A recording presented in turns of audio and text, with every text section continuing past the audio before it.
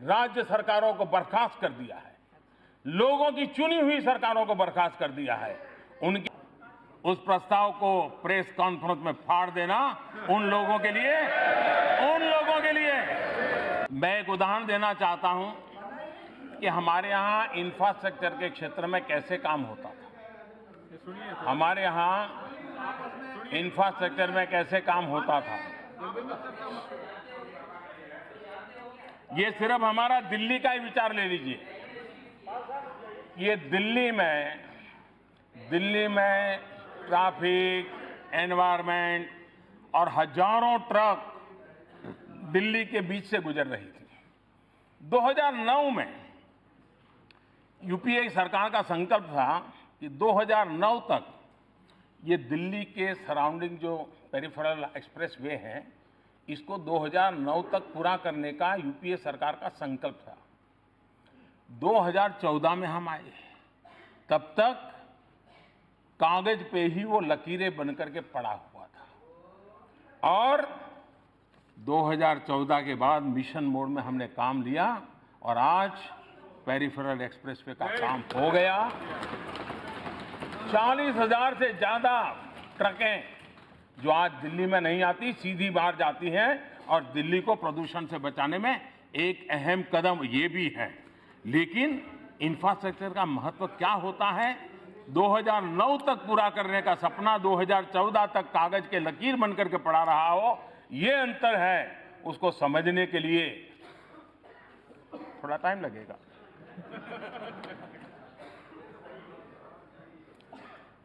माननीय अध्यक्ष जी, कुछ और विषयों को मैं जरा स्पष्ट करना चाहता हूं। शशि थरूर जी, नींद आती होगी लेकिन फिर भी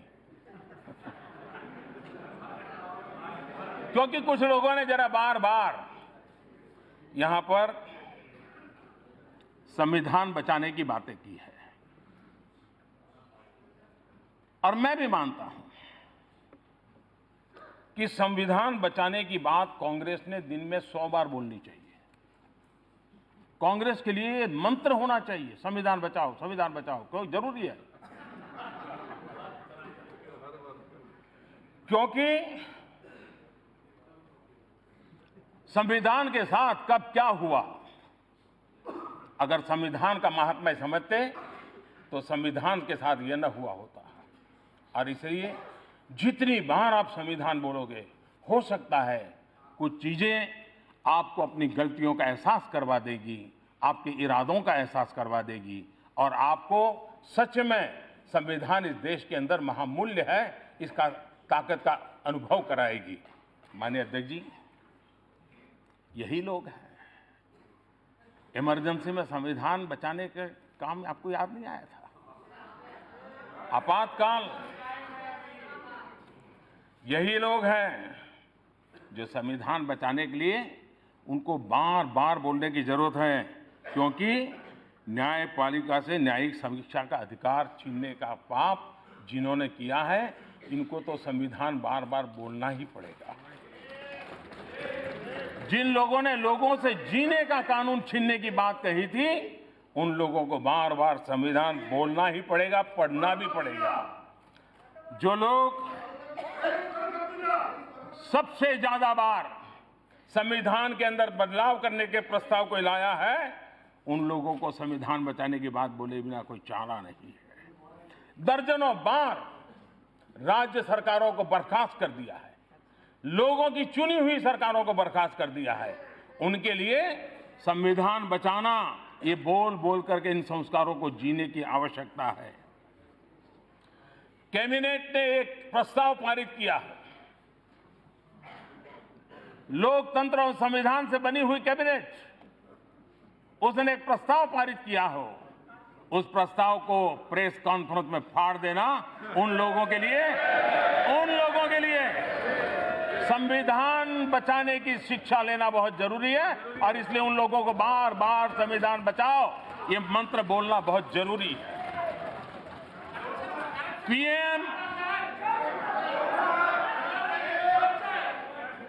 पीएम और पीएमओ, पीएम और पीएमओ के ऊपर national advisory council remote control से सरकार चलाने का तरीका करने वालों को संविधान का महात्म्य समझना बहुत जरूरी है। संविधान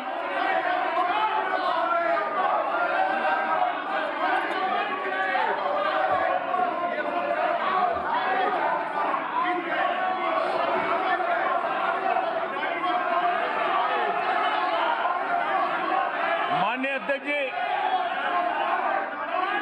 अध्यक्ष जी,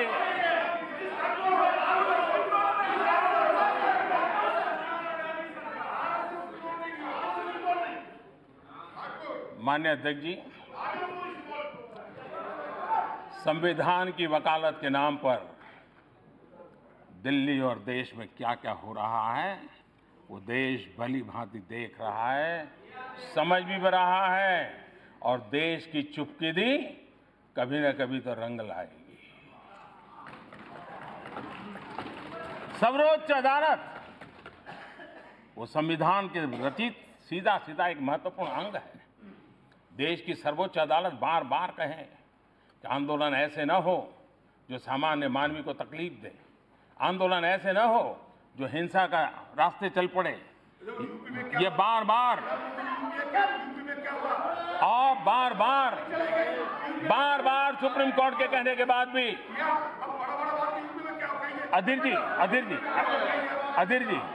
देखिए, आपने इतनी मेहनत की है, आपका सीआर अब ठीक हो गया है, चिंता मत करिए। नहीं, आपका सीआर हो गया, आपका सीआर ठीक हो गया, आपका सीआर ठीक हो गया है, आपका सीआर ठीक हो गया। संविधान बचाने की बातों वालों का ना है, लेकिन यही वामपंथी लोग, यही कांग्रेस के लोग, यही वोट बैंक की राजनीति करने वाले लोग वहां जा जाकर के उकसा रहे हैं, भड़काऊ बातें कर रहे हैं।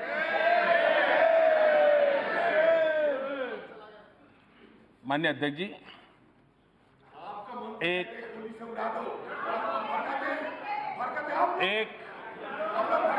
शायर ने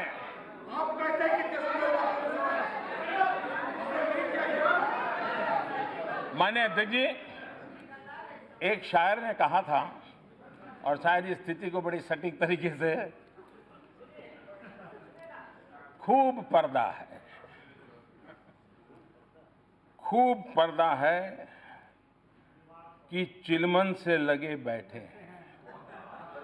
खूब पर्दा है कि चिलमन से लगे बैठे हैं, सांप छुपते भी नहीं, सामने आते भी नहीं।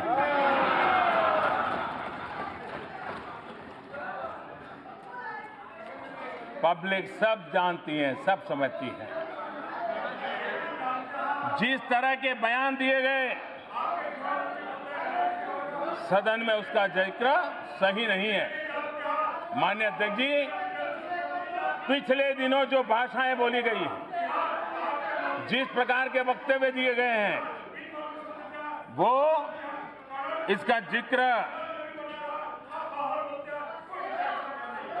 और सदन के बड़े बड़े नेता भी वहां पहुंच जाते हैं, इसका बहुत बड़ा अफसोस है।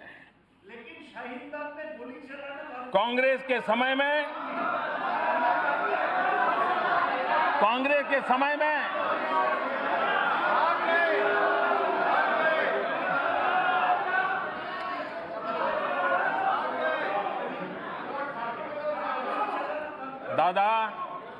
दादा पश्चिम बंगाल के पीड़ित लोग यहां बैठे हैं।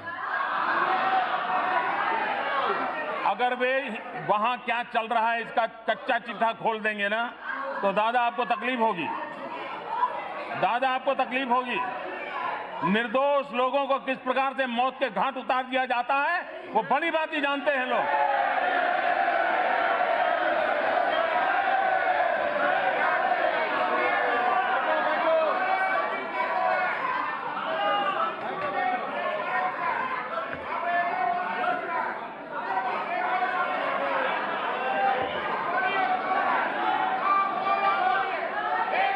माननीय अध्यक्ष जी, कांग्रेस के समय में संविधान की क्या स्थिति थी, लोगों के अधिकार की स्थिति क्या थी, ये मैं जरा इनको पूछना चाहता हूं। अगर संविधान इतना महत्वपूर्ण है जो हम मानते हैं, अगर आप मानते होते तो जम्मू कश्मीर में हिंदुस्तान का संविधान लागू करने में आपको किसने रोका? इसी संविधान के दिए अधिकारों से जम्मू कश्मीर के मेरे भाइयों बहनों को वंचित रखने का पाप किसने किया था? और शशि जी, आप तो जम्मू कश्मीर के दामाद रहे हैं। अरे उन बेटियों की चिंता करते, आप संविधान की बात करते हो, और इसलिए